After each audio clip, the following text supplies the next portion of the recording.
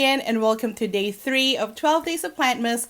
Today I'll be sharing with you my complete plant setup for the winter as well as share with you 3 plant accessories that up my plant game this year.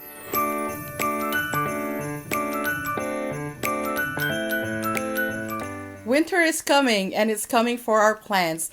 About a month ago, I shared my top 5 winter care plant tips. So if you haven't seen that yet and you're still figuring out what to do for your houseplants this coming winter, then I highly suggest checking that video out. So this marks my second winter with my houseplants, and this year I'm more confident compared to last year in taking care of my houseplants over the winter because one, I now have the setup that I want and I was able to get the plant accessories that I wanted for my plants for the winter that I wasn't able to get last year. But this year, thanks to you all and the support that you've given me and this channel, I'm now able to afford the items that I want to get for my houseplants. And also a couple of them were gifted from brands. So I'm not going to include them in the 3 plant accessories that up my plant game this year.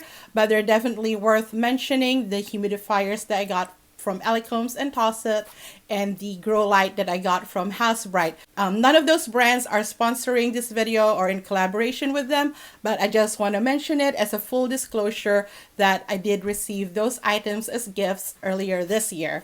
But yeah, so let me show you my plant setup for the winter.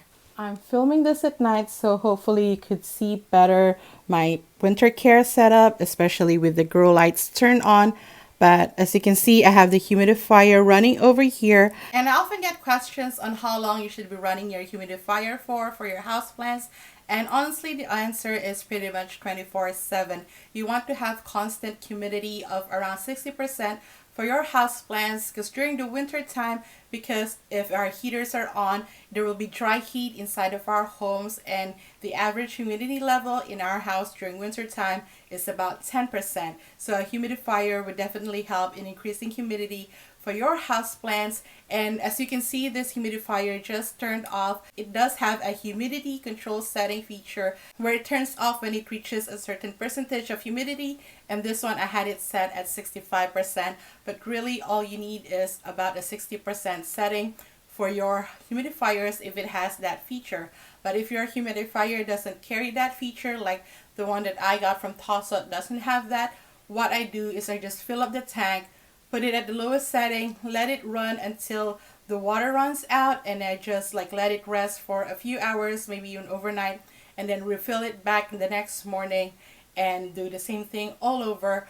You can also invest in a hydrometer, which will tell you the level or the percentage of humidity inside of your house or your space where your houseplants is, and turn on your humidifier whenever it dips below 60%.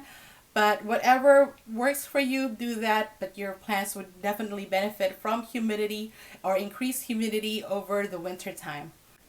And then over here, I have my grow lights. I have this one that I got from Housebright set up on top of my IKEA shelf so that it could shine light on the plants that I have in both wire grids, the plants I have down here, and the plants that I have on my vanity table. And it also shines light on my Hoya Crimson Princess and a little bit on the 2 trailing plants that I have on each side of it. Other light setup that I have in this room is above here. I have switched out my chandelier for track lights. So this is a 6 light track light, and it primarily shines its light on 2 plants over here and the ones that are on top of my IKEA shelf. And I know I'm going to get questions on it, so I'm going to answer it now.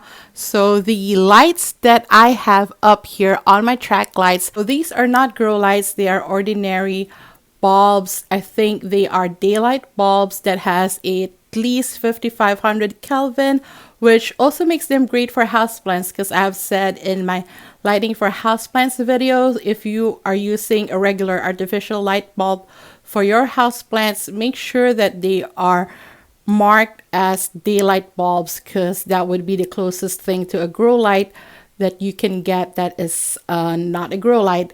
And these are all LED lights, but because they are daylight bulbs, They are good enough for my houseplants, and since they are multiple lights together, they can provide enough light for my houseplants to survive the winter. And in my IKEA shelf, there's also another set of grow lights. This time they are LED light strips or LED grow light strips that are in purple. It can be set to just blue or red or both. I have it at both, and I don't really have any preference when it comes to light color. As I explained in my lighting for houseplants video, there's really not enough studies to support which color or color ratio helps improve growth in houseplants. So I just picked this one out because it was the cheapest one that I could find during Amazon Prime Day. I think this cost me about $12 or $13, and it only comes with 3 LED light strips. So this one in the middle don't have an LED light strip, but it does get some of the light that is from the top, and it also gets a lot of light from my south facing window during the day. And as you can see, this window has thicker curtains on it. If you've watched my previous videos, it previously had a sheer white curtain on it, but I've switched it out to this much thicker curtain. This one is actually double layered. It's 2 curtains layered on top of each other, so it can help block the cold drafts that is coming from that window. And the number one thing that upped my plant game this year is definitely my IKEA greenhouse cabinet. I love it so much. It's so perfect for the winter.